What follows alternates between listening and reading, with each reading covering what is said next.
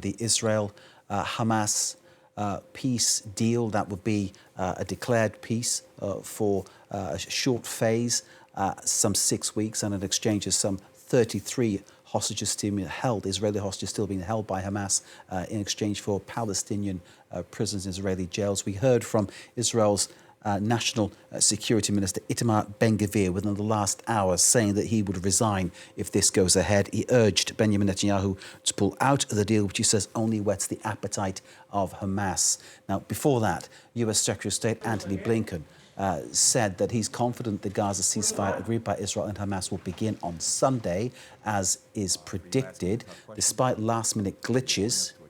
From Israel's perspective, this reads as a delay in voting on the deal by Netanyahu until, as he puts it, Hamas accepts all the terms and conditions. And then came Ben Gvir with his statement, which was rather incendiary, to say the least. Let's bring in Noga Tarnopolsky. Noga, of course, our correspondent, observing all matters for us in Jerusalem. Noga, welcome back to the studio. Your contribution is always needed, and never more than now, because with what we're hearing, it lends more confusion to what happens next. That's right. This is a moment of high drama and major confusion all around. And in fact, to even begin to explain to you what's happening, I have to engage in a little bit of Israeli Kremlinology. Itamar Ben Gvir is probably the most controversial politician in Israeli history.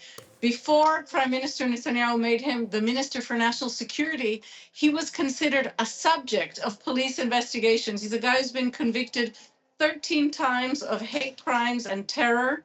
He was Benjamin Netanyahu's choice because Netanyahu himself is on trial and needed to form a government with anyone he could. And now he has reverted to old form, to being a bomb thrower on the eve of this international agreement to which Benjamin Netanyahu already agreed and to which we still think he probably has a majority in the cabinet. Itamar Ben Gvir, a man without whom Netanyahu may not be able to rule into the future, says, "I quit." What he's doing is pushing Netanyahu into an almost impossible corner by saying, if this ceasefire agreement is in fact adopted by Israel, I quit. And I will only return to the government if war is relaunched. However, if Israel relaunches the war, it will be in violation of the same agreement it just agreed to. And the other danger coming down the pike is that Finance Minister Bezalel Smotrich still has not decided whether or not he will join Ben Gvir in this rebel action. So the situation then, we're expecting, from what was said 24 hours ago, for this deal to come into operation on January the 19th.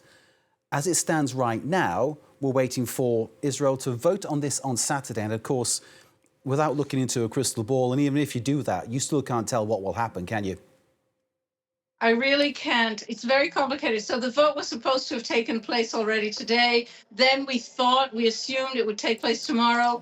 Now, again, we're guessing that it would take place Saturday night. It's important to mention Netanyahu at no point actually scheduled this cabinet vote. He may have had more of an inkling than we did that he was in real political trouble.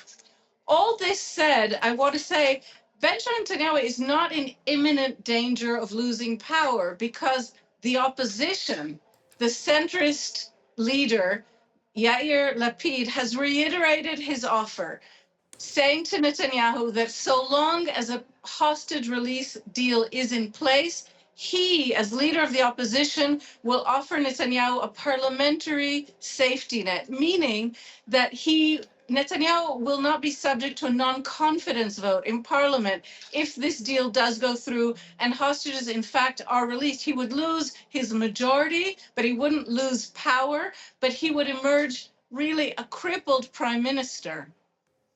So, with the help of Yair Lapid, Benjamin Netanyahu might yet carry the day regarding this deal. Noga, thank you very much indeed. We're watching for developments, of course.